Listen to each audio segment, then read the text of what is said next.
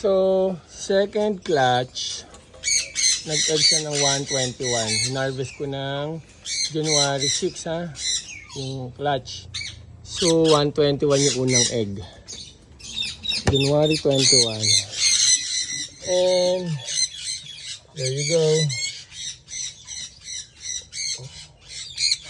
First egg, hatch. Galing! So galing, dude. So what happened was, linawin ko, hinarvest ko yung first egg na nung November 27, 34, December 4, and 6. Napisa siya January 1st week eh. Tapos hinugot ko siya ng January 6. Pagkatapos, nag-egg siya on the 21st.